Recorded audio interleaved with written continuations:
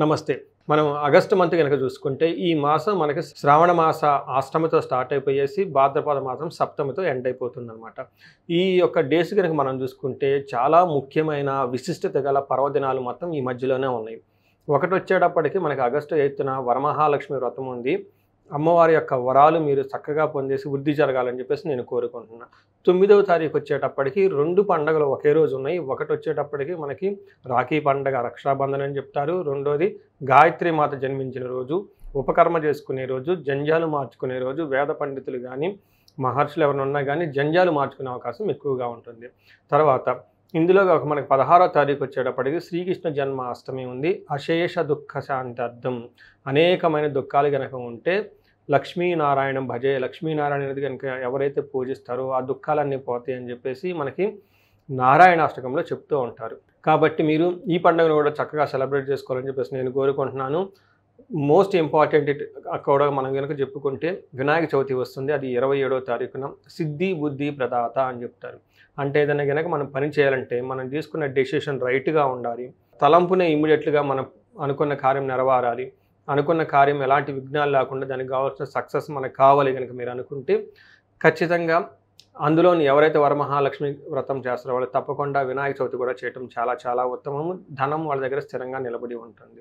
చూసారు కదా, ఈ యొక్క అన్ని పండుగలు చక్కగా ఆధ్యాత్మికంగా జరుపుకోవాలని, భోగభాగ్యాలతో అష్టైశ్వర్యాలతో వెలుగొందాలని చెప్పేసి నేను కోరుకుంటున్నాను. అదేవిధంగా మనకి మంత్లీ యొక్క ఫలితాలు, మాస ఫలితాలు ఎలా ఉన్నాయో చూద్దాం. అందులో ఆగస్టు మంత్ ఫలితాలు ఎలా ఉన్నాయో, ప్రతి ఒక్క రాశికి ఎలా ఉందో చూద్దాం. వృశ్చిక రాశి కనుక మనం చూసుకుంటే ఆగస్టు మంత్తో చాలా రిలీఫ్ వచ్చే అవకాశం ఎక్కువగా ఉంది. ఈ వృశ్చిక రాశి వాళ్ళు నాకు బాగా తెలిసిన వాళ్ళు ఉన్నారు, ఫ్రెండ్స్ ఉన్నారు, క్లోజ్గా ఉన్నవాళ్ళు, రెగ్యులర్గా ఫోన్లో మాట్లాడుకునే వాళ్ళు చాలామంది ఉన్నారు. ప్లస్ నా కాల్స్ కూడా చాలా ఎక్కువగా వచ్చేస్తున్నాయి. లాస్ట్ 2.5-3 years వీళ్ళకి అంత అనుకూలంగా లేదు. ఒకటి వీళ్ళకి అర్ధాష్టమ శనితో చాలా ఇబ్బంది పడిపోయారు. అయితే మార్చి తర్వాత వీళ్ళకి మనకి కొంచెం ఇంప్రూవ్మెంట్ వచ్చింది. ఏప్రిల్ నుంచి 3-4 months కొంచెం బాగుంది. అయితే ఈ మంత్ ఈ వచ్చే ఒక 50-60 days ఆర్ 70 days ఇంకా వీళ్ళకి చాలా బాగుండే అవకాశం ఎక్కువగా ఉంటుంది. గురువు వీళ్ళకి అష్టమంలో ఉండి కొంచెం ధనానికి సంబంధించిన వ్యవహారాల్లో అంత అనుకూలంగా లేదు. ఉద్యోగానికి సంబంధించిన వ్యవహారాలు కూడా అంత అనుకూలంగా లేదు. అయితే ఈ ప్రస్తుతానికి ఈ గురువు పెట్టే బాధల నుంచి కొంచెం ఉపశమనం వచ్చే అవకాశం ఎక్కువగా ఉంది. అట్లీస్ట్ ఒక 2 months అనేది వీళ్ళకి చాలా అనుకూలంగా ఉండే అవకాశం ఎక్కువగా ఉంది. అంతేకాకుండా ఆగస్టు మంత్లో 4 ప్లానెట్స్ మారటం జరిగింది. ఈ 4 ప్లానెట్స్ కూడాను వీళ్ళకి దాదాపు అనుకూలంగా ఉన్నాయని మనం చెప్పుకోవాలి. మీరు గనక గమనించుకుంటే లాస్ట్ 2 yearsలో ఒక బెస్ట్ మంత్ మీకు చెప్పుకుంటూ పోతే కనుక ఆగస్టు మంత్ అవుతుందని మనం తెలుసుకోవాలి. మనం కనుక ఈ రాశి ప్రకారంగా చూసుకుంటే ఇందులో విశాఖ 4వ పాదము, అనురాధ 1, 2, 3, 4 పాదాలు, జ్యేష్ఠ 1, 2, 3, 4 పాదాలు అంతా కూడా ఈ రాశిలో ఉంటారు. మనం వృశ్చిక రాశి కనుక గ్రహస్థితి కనుక చూసుకుంటే సూర్యుడు వచ్చేటప్పటికి తన సొంత రాశిలోకి సింహరాశిలోకి 17వ తారీఖు ఎంటర్ అవుతున్నాడు. ఆగస్టు 17వ తారీఖున. 22వ తారీఖు బుధుడు వచ్చేటప్పటికి, జూలై 22వ తారీఖు బుధుడు వచ్చి కర్కాటక రాశిలో ఉంటున్నారు. తర్వాత శుక్రుడు వచ్చేటప్పటికి 26వ తారీఖు, జూలై 26వ తారీఖు మిథున రాశిలో ఉన్నారు. అంతేకాకుండా మోస్ట్ అంటే ఇంపార్టెంట్ కుజుడు వచ్చేటప్పటికి వీళ్ళకి కన్య రాశిలో జూలై 28న ఎంటర్ అవుతున్నారు. అంటే మనకు కనుక చూసుకుంటే 4 గ్రహాలు ఈ ఆగస్టు 3 గ్రహాలు ఆగస్టు ముందుకు జస్ట్ అప్పుడే మారిపోయినాయి. ఆగస్టు 17 వచ్చేటప్పటికి సూర్యుడు మారుతున్నారు.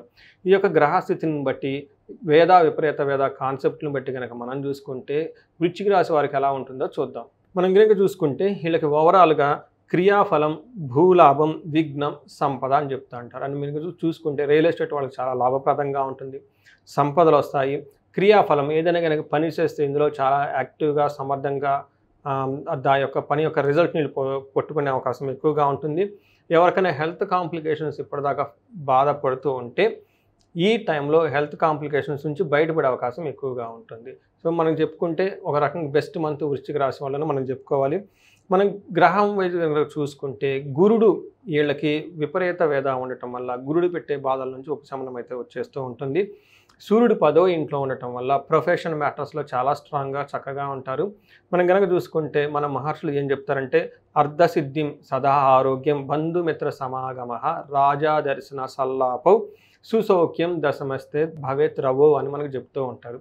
అయితే మనకి రవి కనుక 10వ ఇంట్లో ఉంటే వీళ్ళకి ధనం ప్రకారం బాగుంటుంది, సదా ఆరోగ్యం బాగుంటుంది, బంధువులతోటి మిత్రులతోటి చక్కగా కలిసి ఒక మంచి క్రియాశీలకమైన యాక్షన్ ఓరియంటెడ్ వర్క్స్ అన్ని చేసుకుంటూ ఉంటారు. సమాగమ అందరితో కోఆర్డినేట్ చేసుకునే అవకాశం ఎక్కువగా ఉంటుంది. అంతేకాకుండా రాజదర్శనం సల్లాపు అని చెప్తారు. అంటే మీరు హైయర్ అఫీషియల్స్‌ని కలవటం, గవర్నమెంట్ అఫీషియల్స్‌ని కలవటం, వాళ్ళతో కలిసి మీ మనసులో ఏముందో వాళ్ళకి చాలా స్ట్రెయిట్‌గా, నీట్‌గా ఎక్స్‌ప్లెయిన్ చేసి వాళ్ళ నుంచి కావాల్సిన బెనిఫిట్ అంతా మీరు తీసుకునే అవకాశం ఎక్కువగా ఉంటుంది. అంతేకాకుండా ఇంటికి సంబంధించిన వ్యవహారాల్లో కొంచెం అసౌకర్యానికి గురయ్యే అవకాశం ఎక్కువగా ఉంటుంది.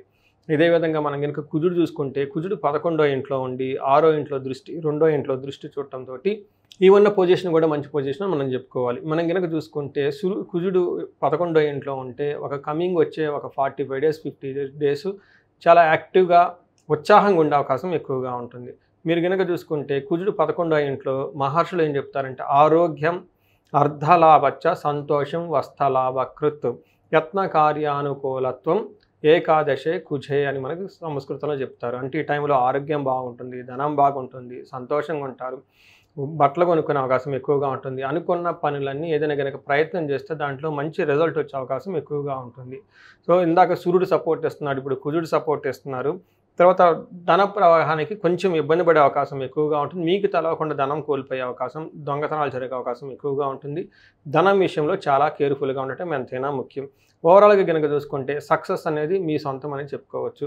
అంతేకాకుండా 8వ ఇంట్లో శుక్రుడు ఉండటం వల్ల, శుక్రుడు 8వ ఇంట్లో ఉంటే మనకి మంచి సుఖాన్ని తీసుకొని వస్తాడు. 8వ ఇంట్లో దుస్థానమైనప్పటికీ శుక్రుడు అక్కడ చాలా మంచి విశేషమైన ఫలితాన్ని ఇస్తాడు. He will give very extraordinary result in 8,000 మనం చెప్పుకోవచ్చు. మనం గనక చూసుకుంటే వీళ్ళకి మన మహర్షులు సంస్కృతంలో ఏం చెప్తారంటే దుఃఖనాశో మహాభౌగ్యం బంధుమిత్ర సమాగమః రాజాదర్శనమాప్తి రాష్ట్రమత్యద్ భృగునందని అని మనకి సంస్కృతంలో చెప్తాడు. 8వ ఇంట్లో గనక భృగునందుడు అంటే శుక్రుడు గనక ఉంటే మహా దుఃఖ నాశనం. ఇప్పటిదాకా గనక మీరు ఏదైనా దుఃఖం పడుతూ ఉంటే ఆ దుఃఖానికి ఉపశమనం వచ్చే అవకాశం ఎక్కువగా ఉంటుంది.